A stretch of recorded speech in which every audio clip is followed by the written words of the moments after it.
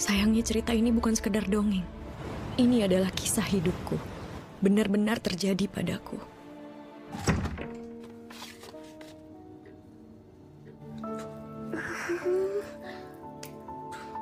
Kisah film ini benar-benar terjadi di kehidupan seorang wanita yang sudah berkeluarga. Wanita itu diselingkuhi oleh suami dan adik kandungnya sendiri yang benar-benar ia sayangi. Kamu tuh emang ya. Makin orang itu curiga, semakin gampang dia disetirnya. Film ini dibintangi oleh Michelle Judith, Deva Mahendra, dan Devina Karamoy. Mau tahu kisah selanjutnya? Langsung aja yuk kita ke alur cerita filmnya dengan versi ngadongin film. Mas, sorry mas. Goblok.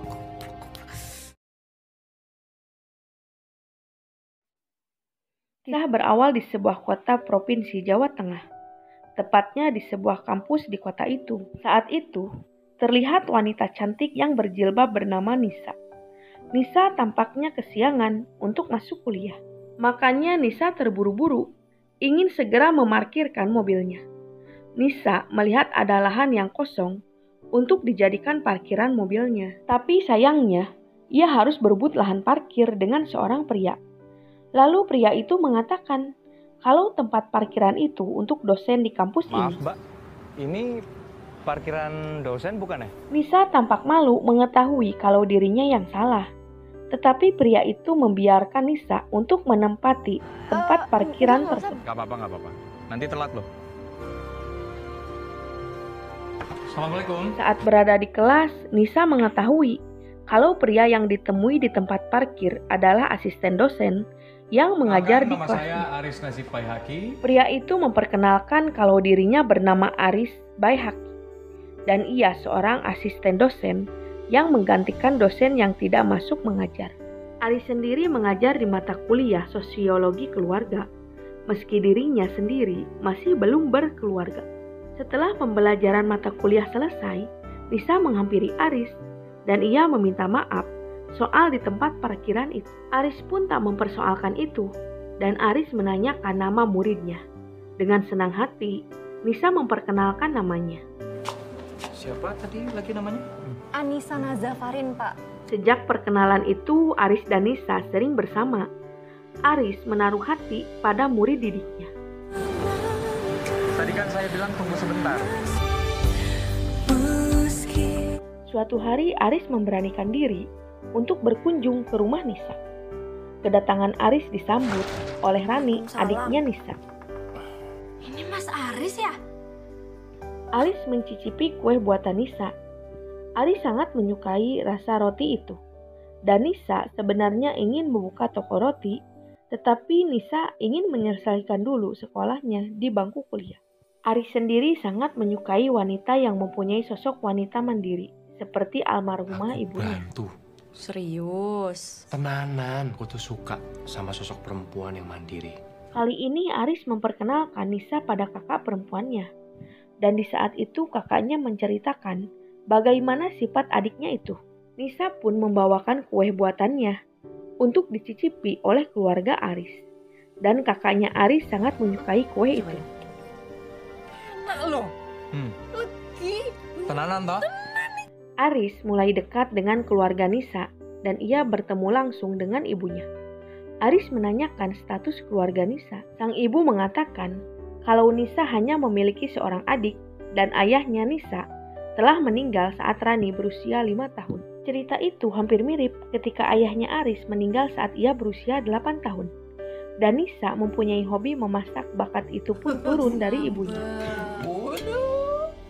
Lalu malam harinya, Aris mendatangi ibunya dengan bermaksud ingin melamar Nisa menjadi istri. Niat Aris sangat mulia, ia ingin menyempurnakan separuh agamanya.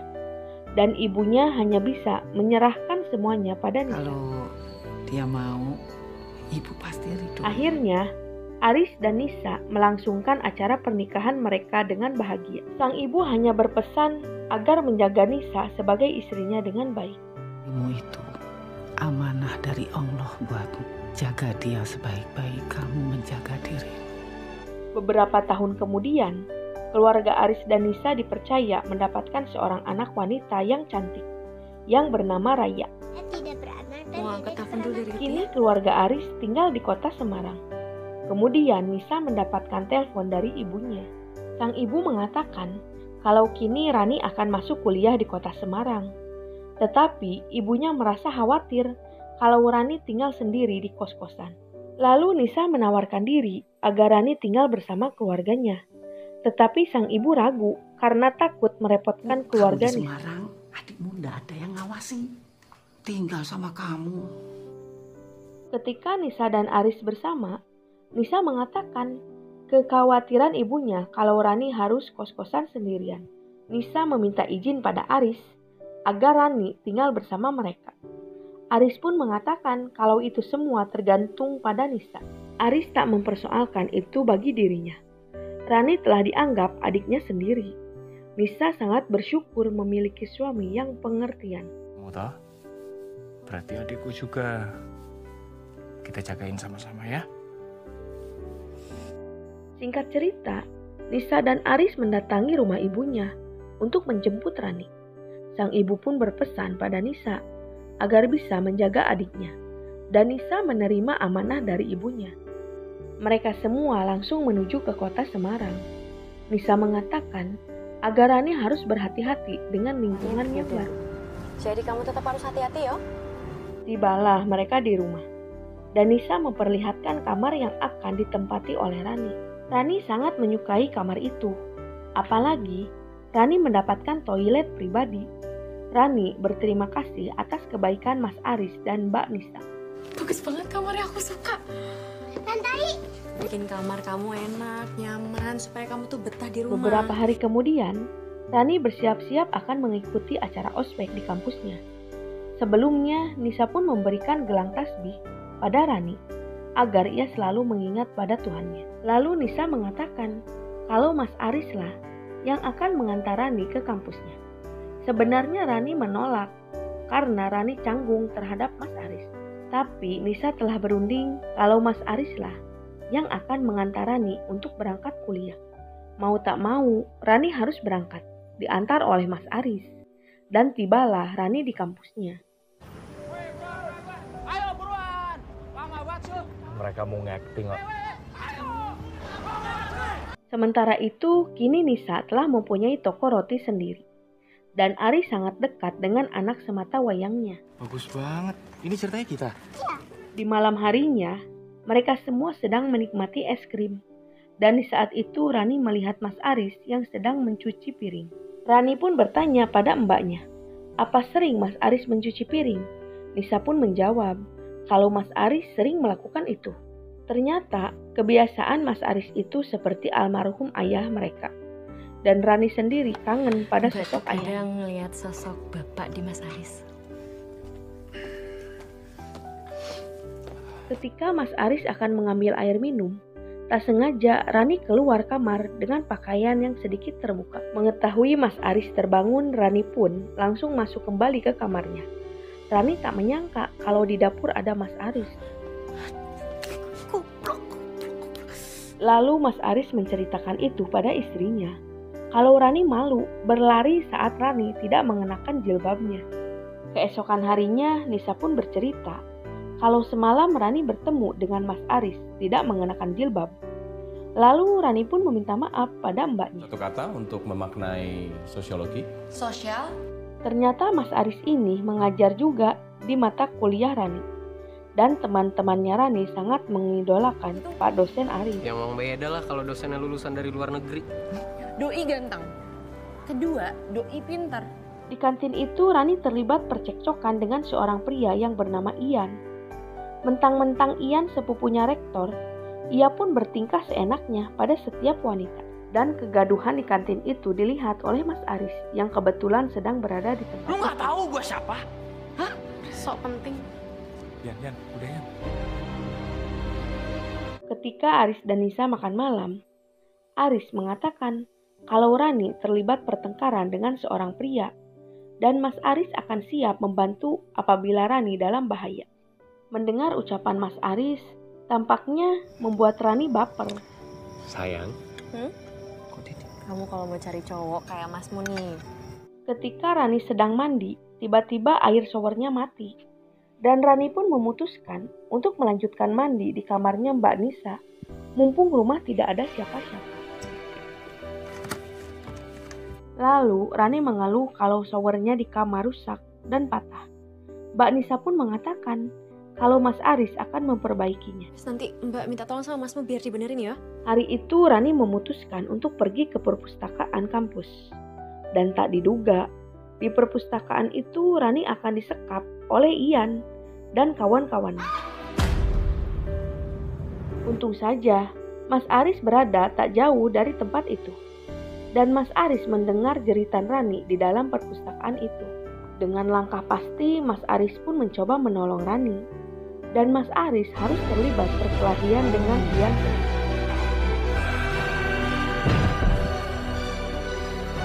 Mas Aris bisa berhasil menyelamatkan Rani. Dan Rani terlihat sangat ketakutan. Lalu Mas Aris mencoba menenangkan Rani di dalam mobilnya. Tapi tanpa sengaja, mereka beradu jigong dan membuat keduanya salah tingkah. Tibalah mereka di rumah. Dan Nisa mencurigai kalau telah terjadi sesuatu dengan mereka. Mas Aris menceritakan kalau Rani hampir saja digagahi oleh murid pria kampusnya. Bahkan Mas Aris juga mendapatkan luka lebam di tangannya akibat perkelahian itu. Nis, maaf kalau aku belum bisa jadi suami yang baik buat kamu. Kemudian peristiwa itu harus sampai ke pihak yang berwajib. Dan rektor yang keluarga dari Ian meminta maaf pada Pak Aris atas kelakuan sepupunya. Setibanya di rumah, Aris pun memperbaiki keran air shower yang rusak di kamar Rani. Dan pembantu di rumah itu meminta izin pada Mas Aris kalau dirinya harus pulang cepat. Mbak Rani, Bude pamit dulu pulang ya. Monggo Mbak Rani. Kemudian Rani telah datang dari kuliahnya.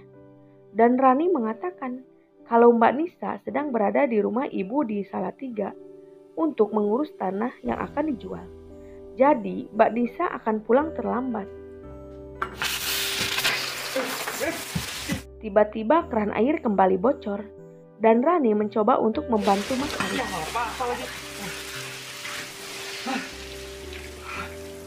Sesuatu hal terjadi di toilet itu. Rani terpleset dan Mas Aris berhasil menangkapnya. Tak hanya itu, akhirnya di toilet itu menjadi saksi bisu awal perselingkuhan antara kakak dan adik iparnya.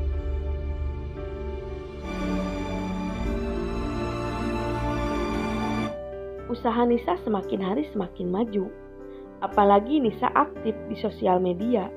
Dan Nisa sangat gampang untuk mempromosikan dagangannya. Tapi itu semua terbalik dengan kehidupan rumah tangganya. Kalau kini suaminya berselingkuh dengan adik kandungnya sendiri. Ya udah, kita pulang ya.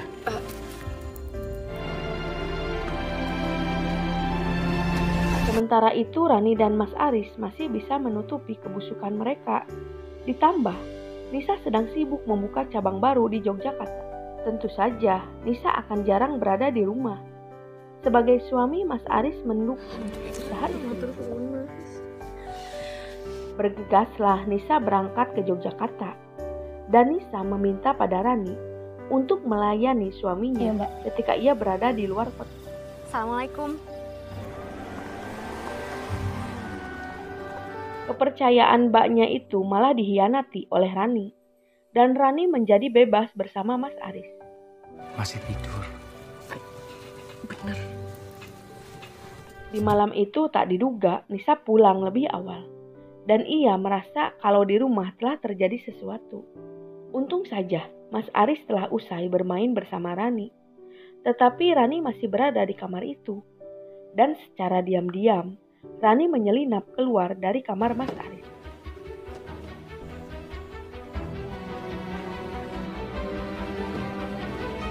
Di hari raya Idul Adha, keluarga mereka berkumpul. Tetapi entah mengapa, sang ibu mempunyai firasat yang buruk. Saat mereka semua akan pergi lagi menuju ke Semarang, sang ibu pun berpesan pada Rani agar tidak berbuat macam-macam di rumah kakak. Ojo aneh-aneh di rumah mbakmu.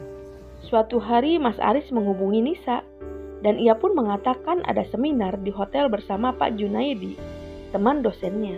Tapi malah Pak Junaidi datang ke toko roti milik Nisa. Tentu Nisa menanyakan seminar dengan suaminya. Dengan sedikit terbata-bata, Pak Junaidi pun mengatakan kalau dirinya minta izin keluar dulu dari seminar itu untuk membeli sebuah roti pesanan istrinya.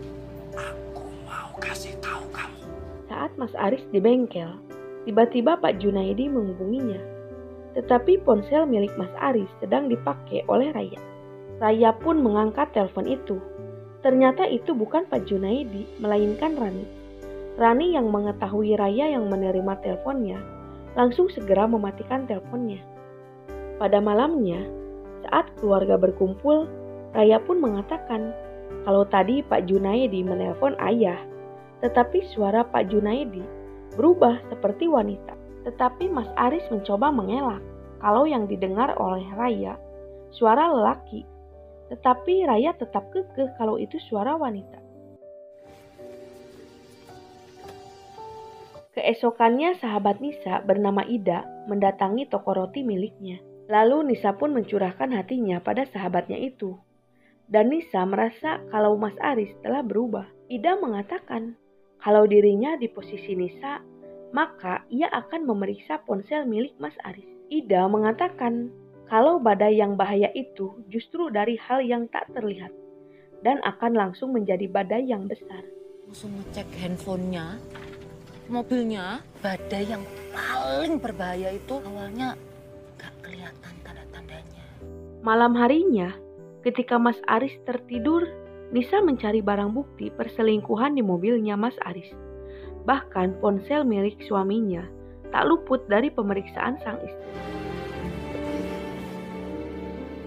Nisa pun mulai overprotective terhadap suaminya. Dan Nisa selalu menanyakan keberadaan Mas Aris. Tanpa sepengetahuan Mas Aris, Nisa sudah berada di kampus. Dan Nisa akan menemani suaminya untuk makan siang. Yang paling enak tuh siomay. Ada nasi campur juga. Ada yang telepon tuh, Mas? Lalu telepon milik Mas Aris berdering dan keluar nama Pak Junaidi dari panggilan masuk. Tiba-tiba saja Pak Junaidi langsung datang menghampiri mereka berdua. Tentu saja Mas Aris pun terkejut, tetapi Nisa semakin curiga pada suaminya. Setelah Nisa pulang, Mas Aris pun bertemu dengan Rani. Dan pertemuan mereka disaksikan oleh Pak Junaidi. Mas Aris meminta pada Rani agar menjaga jarak terlebih dahulu karena Nisa telah mulai curiga padanya. Kamu itu terlalu berarti cuma buat jadi pelampiasan. Kamu udah ngasih warna lain dalam hidup aku. Nisa menemui Rani dan Nisa menceritakan Mas Aris telah berselingkuh. Meski begitu, Rani dan Mas Aris malah semakin berani untuk melakukan check-in di sebuah hotel. Kamu tuh gila. Kasus apa lagi mau kita telusuri? Nisa mencoba menghubungi Mas Aris, tetapi Mas Aris sulit dihubungi. Kemudian, Nisa meminta tolong pada Rani. Kalau bertemu dengan Mas Aris, tolong segera menghubungi. Maaf dek, kamu lagi kuliah ya? Kenapa mbak? Lagi sama masmu gak? Dek, mbak minta tolong cariin masmu dek. Kemudian Mas Aris menghubungi istrinya. Dan Nisa meminta agar Mas Aris untuk menjemput Raya di sekolah. Karena Nisa terjebak macet, Mas Aris pun menyanggupi permintaan untuk menjemput Raya. Tetapi tampaknya Mas Aris lupa untuk mematikan ponselnya yang masih terhubung dengan kamu hati-hati ya. Love you. Love you, Mas. Harus balik cepet ya? Tiba-tiba cemberut gini. Di saat itu juga Nisa mendengar percakapan Rani dan Mas Aris. Dan kini Nisa telah mengetahui kalau suaminya itu berselingkuh dengan adiknya sendiri. Udah jadi candu yang gak ada upahnya buat Rara ya. Sini dong. Setibanya Mas Aris di rumah, Nisa sudah menunggu kedatangannya. Dan Nisa tak menyangka kalau suaminya telah berselingkuh dengan adiknya. Tidak sekedar omongan saja, Nisa pun mempunyai bukti rekaman pembicaraan Mas Aris dengan Rani.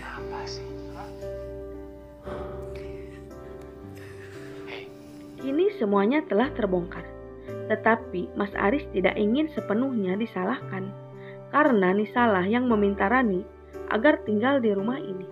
Rumah tangga Nisa kini tidak bisa diselamatkan. Nisa sudah sangat membenci Mas Aris. Waktu aku ke Jogja kemarin, aku lagi di sini sama dia.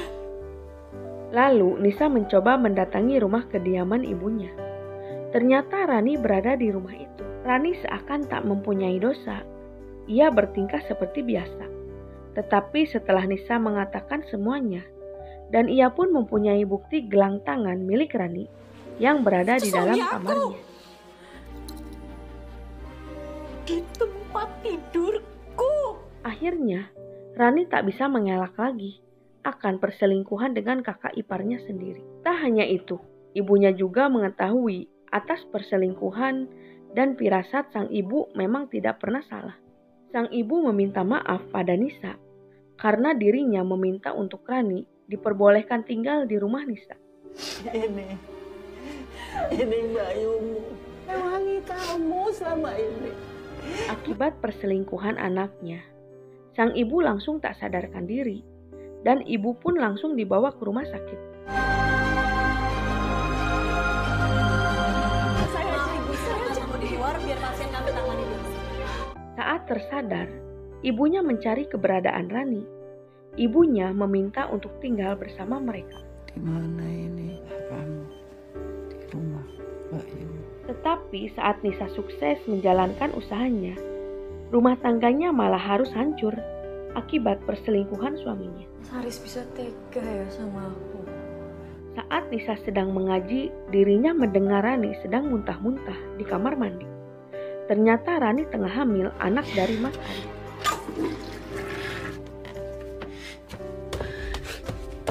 Nisa semakin membenci Mas Aris karena ia telah menghancurkan keluarganya dan menghancurkan hidup adiknya. Bahkan Nisa sudah jijik melihat suaminya sendiri. Rani meminta maaf pada kakaknya. Akan tetapi maaf itu sudah tak berlaku. Setelah mengetahui Rani hamil. Kamu gak kebayang wajahnya Raya yang gimana aku mau maafin kamu? Mana? Tiba-tiba ibu mereka datang dan ibu meminta agar mereka tidak bertengkar karena kalian bersaudara. Dan akhirnya ibu mereka telah berpulang di pelukan anaknya. Kalian bersaudara.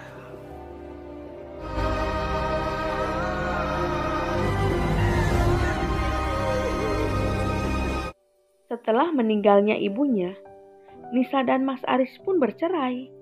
Dan Mas Aris dipecat sebagai asisten dosen di kampus itu. Sementara itu Rani masih sibuk mengurus kehamilannya. Dan ia bersama Mas Aris. Di akhir cerita, Nisa menyibukkan diri di bidang kuliner yang semakin maju. Dan film pun harus berakhir. Banyak sekali hikmah yang kita ambil dari film ini.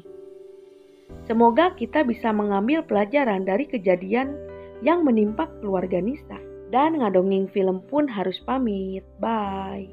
Aku menutup peluang buruk sebelum terjadi. Harusnya aku berani menolak sesuatu jika ragu. Tak ada kejadian kecuali untuk dipetik hikmahnya.